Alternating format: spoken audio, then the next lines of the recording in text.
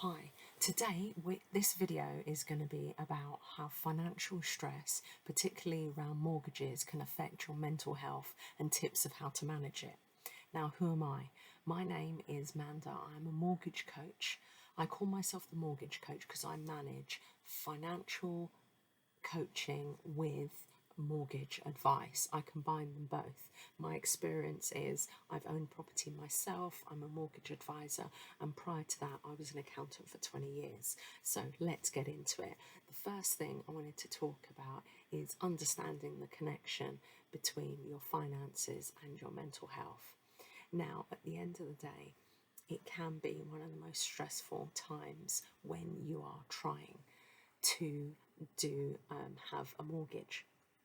Now, when you're trying to sort out your finances, you really need to be aware of the financial stress that it can have on you. A lot of people aren't always aware, and it can trigger certain things. Now, I like to go back to your relationship with money. Now, for me, most people's earliest relationship with money I've found is around the sort of 7-year-old age, and it's like, what is your relationship with money? Now, at the end of the day, are you the type of person that feels like there's an abundance of money or there's a scarcity of money? This will affect things. I know one person that I did a mortgage for, and they literally had the deposit for a long time, but they didn't buy because the idea of getting into debt, and a mortgage is debt, kept them up at night. And at the end of the day, it's all about managing the scales, and it's like the pros and the cons and looking at what works best for you. Now, a mortgage, which can be, hundreds of thousands of pounds of debt, depends how you see it.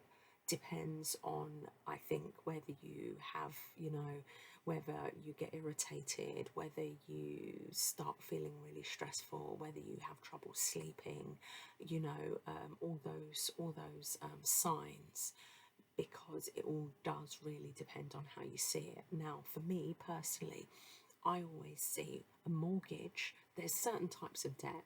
So if you're talking about loans and credit cards, car finance, that kind of stuff, because these are all debts that are normally depreciating assets, like a car finance. When you get car finance out, you're paying off the car finance, but you can't pay it off as quickly as it's depreciating in value, unless it's a classic car.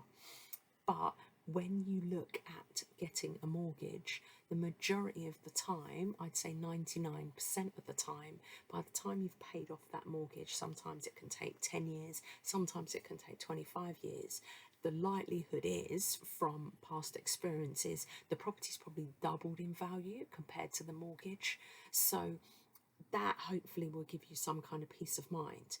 The majority of property, yes, property can go up or down, but if you keep property for longer than 10 years, and the majority of people take at least 10 years to pay off their mortgage, you will see a significant increase in price. Obviously, if you do additional borrowing to do the property up or for any other reason, then you need to obviously look at the value of the property. And what I would say is, if you are going to take out the original mortgage and then in a couple of years down the line borrow some more on it, only borrow on your property if it's either investing in another property or doing up that particular property. For example, we've done here a loft conversion, which is where I am now. We've also done an extension out the back, which has made a significant increase in the price of the property. So the fact that we did additional borrowing, the property price has gone up anyway. Or if you borrowed some money to invest in another property, again, if you're renting that out and you're getting income in, then you're still earning money from it as the property increases in value, as you create equity. If you borrow the money to pay off debt, or if you borrow the money to get a car finance or something like that, then then it's probably depreciating assets, as in things that are going down in value, so you're not really benefiting from it. So you always need to weigh this up. What I would suggest to you is, if you are finding the whole idea of getting a mortgage stressful, I would always, always, always, you don't have to use me, even though I do mortgages, find yourself a mortgage advisor that you feel comfortable with, that you know has done several other mortgages, you know that they're competent. Ask them a lot of questions. If they can answer it like that, then you know that you know their stuff. They know their stuff, right? So that's the one thing. Two, budget. What I always get my first time buyers to do is get used to putting a certain amount of money aside every single month for the deposit, and then once they've saved the deposit up, still get used to putting that money aside, because once you have a mortgage, you need to pay the mortgage. So the money that you were putting aside every single month for that deposit, you can just reallocate it and put the same amount aside every single month to pay the mortgage. So bear that in mind. Make sure that you do have a budget. You are aware of your outgoings. There are certain costs, so don't be surprised. I know a lot of people, they only get stressed over money when there's a surprise. So make sure you're aware. Do the research. Find out what council tax is going to be every month. Find out an estimate of what the utility bills are going to be per month, and make sure that you have the money for it, and then you won't be stressed. Make sure that you've saved up enough deposit.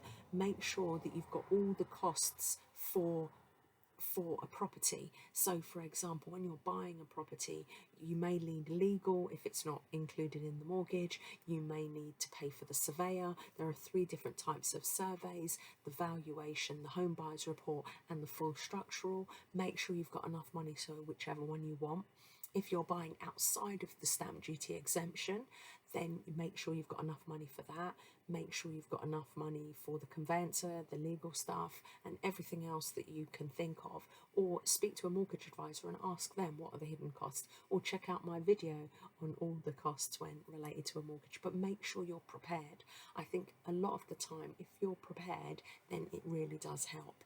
The other thing is, the majority of people that do have debt, i.e. credit card debt, loan debt, do have that stress. So work on paying that off before you approach trying to get a mortgage as well, because it's a lot to do on top of if you've got credit card bills and things like that. At the end of the day, the likelihood is you could probably still get a mortgage if you haven't got the best credit, but the interest rate that you'll be charged will be higher. So sometimes, and I've had this conversation with clients before, wait for doing the mortgage and actually work on paying off the debt. Get a debt plan.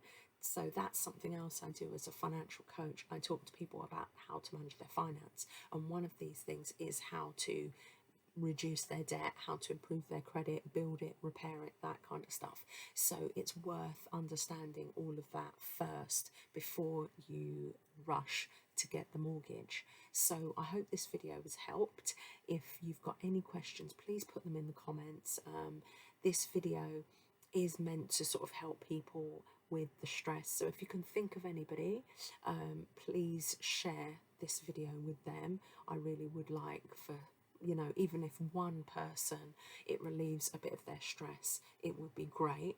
And also, if you want more free content, please subscribe, hit the notification bell, because at the end of the day, I do videos very regularly, and it would be lovely for someone to get some benefit out of it. All right, take care. Bye-bye.